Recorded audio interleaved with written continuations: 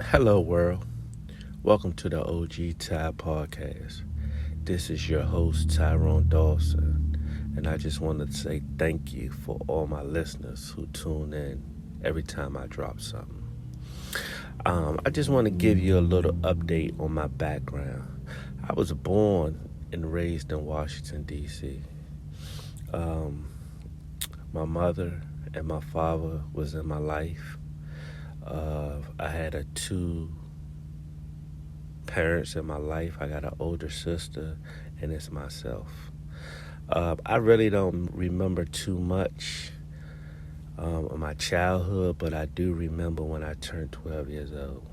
When I was 12 years old, I went outside for the first time, and I saw a rack of kids playing football. These kids was a little older than me, and they looked very athletic. I used to look from my porch, and they would play outside. It seems like every day or maybe every weekend. And these guys were so big playing football, and I'm just watching on my porch. And one day, one of the guys asked me, "Hey, do you want to play football with us?" I was like, "Yes." So he was like, "Okay, you be the wide receiver." As a 12 years old, I did not know what a wide receiver was. He was just like run and catch the ball, basically. I had no knowledge of sports back then. I had no knowledge of rap. I had no knowledge of boxing. I had no knowledge of anything. I was a child who always stayed in my room, and it seems like I was just watching movies that I didn't want to watch. So this day, one of my good friends from around my old neighborhood, he said, "Do you want to play football?" "Yes, I do. You're a wide receiver." I say, "Okay." So as I'm running down the street, he throws me the ball. The first ball that he threw to me, I dropped it. Okay, comes again, lines up. I run out again. He throws me the ball again. I drops the ball again. So the third time he throws the ball to me, I dropped it. He said, "Catch the damn ball." You know what I'm saying? He pissed me off, but it did put a little fire in me because I knew now if he threw me the ball again, I had to catch it. So probably 2, 3, 4 days later, I was on his team. He threw me the ball. I was catching the ball. I was making progress. But that wasn't my interest. I was not really interested in sports. And one day, we were having like a little just gathering around the neighborhood. And one of my friends had a jukebox. One of them little radios you put on your shoulders. You put like 10 batteries, double D batteries in them. And you could put them on the block and just listen to music. So one day they were playing this song. And it was by a rapper named Slick Rick.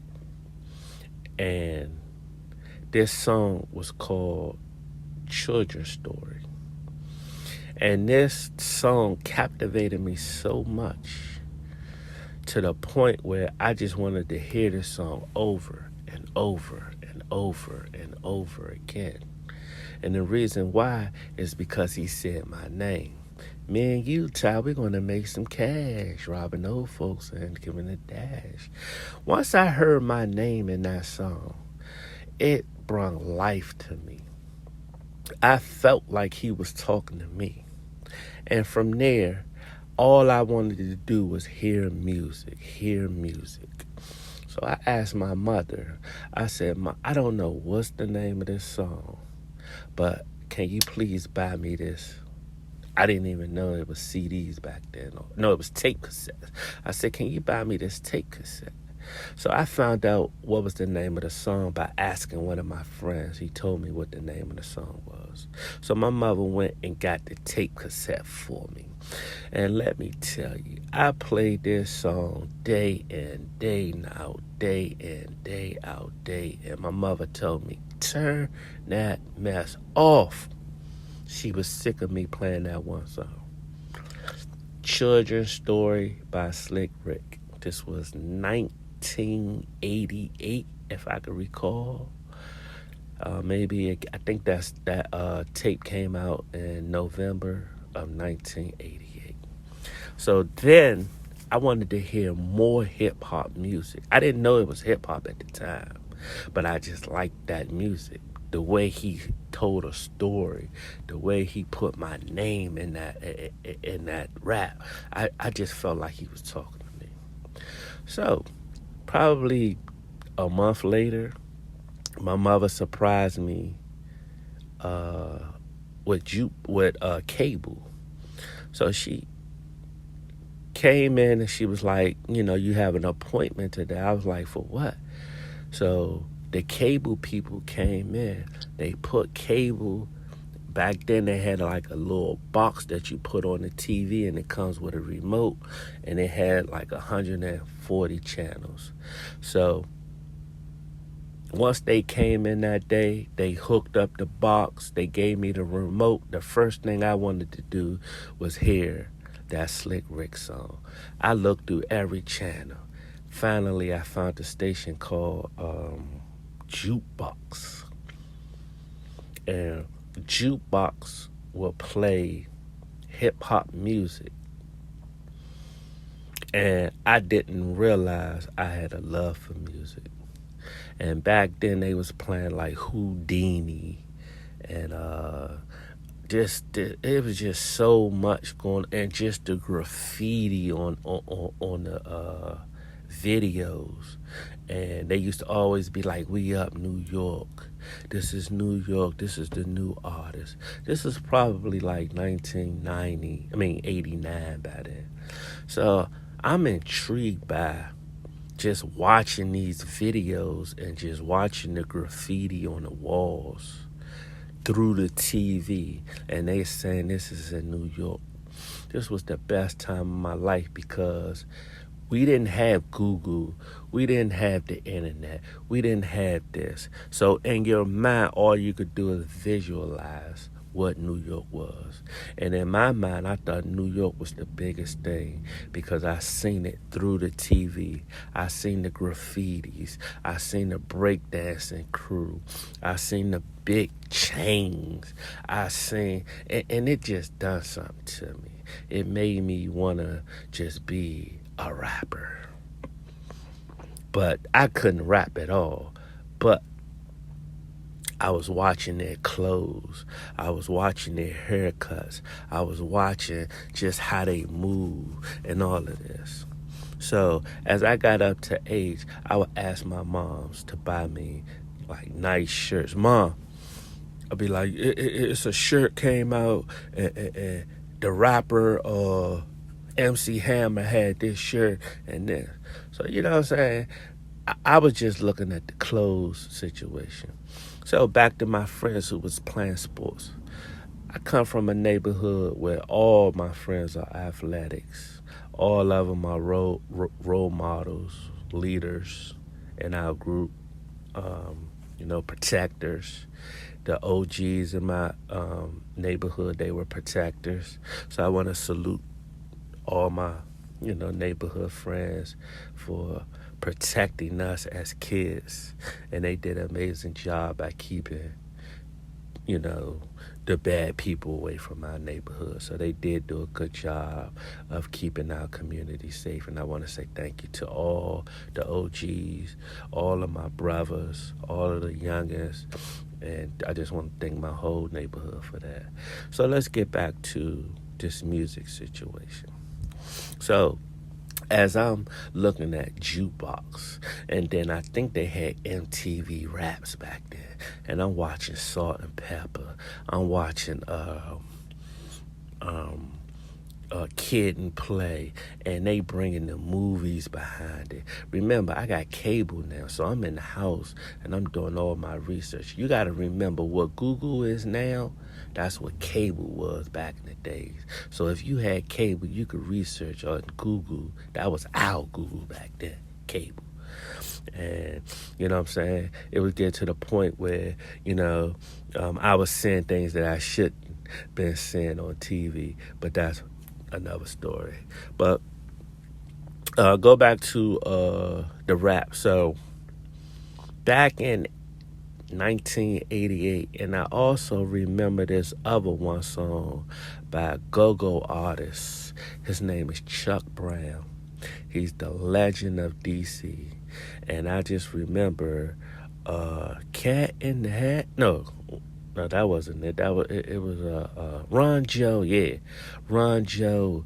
The policeman is at your door, and I just remember hearing those two songs. I don't know why those two songs stuck out to me, but that Slick Rick and that Run Joe by Chuck Brown. That's go-go music. That's a DC thing. Not too many people know about Chuck Brown, but if you ever want to do your research, his name is Chuck Brown, and it's called Go-Go Music from Washington, D.C. Those two songs stuck out to me, and I don't know why, but it changed my life. It made me be more sociable. Because like I said, I was a kid always in my room watching TV of things that I didn't even know what I was watching. So once this music got in my life, it opened me up. It put life in me. So now, as I'm getting older, I'm realizing what go-go music was. So now I realize that I can go to the club that's 10, 15 miles away and go see this go-go band with Chuck Brown. So my first experience going to see a go-go band, I go into a go-go band and I'm just mesmerized, like, what's going on? What is this? But soon as that beat drop and them congos get to hitting, it's like it takes your soul and it takes you to a place where you never experienced before. And it's called go-go music. So years later, probably like 1992, I'm a little older, a little experienced. So now I'm going to go-go on a regular. I'm becoming a well-known figure in the go-go industry back then. You know what I'm saying? They would call my name out. We got Tyrone in the house. We got, they used to call my cousin name out. We got, these boys in the house. We got, I don't want to say my neighborhood street, but they used to tell us, And, you get a little big-headed going to these go-go scenes, and the girls recognizing you, and you're, now feeling like you're somebody at these go-go scenes or whatever. And it was just a great moment back there.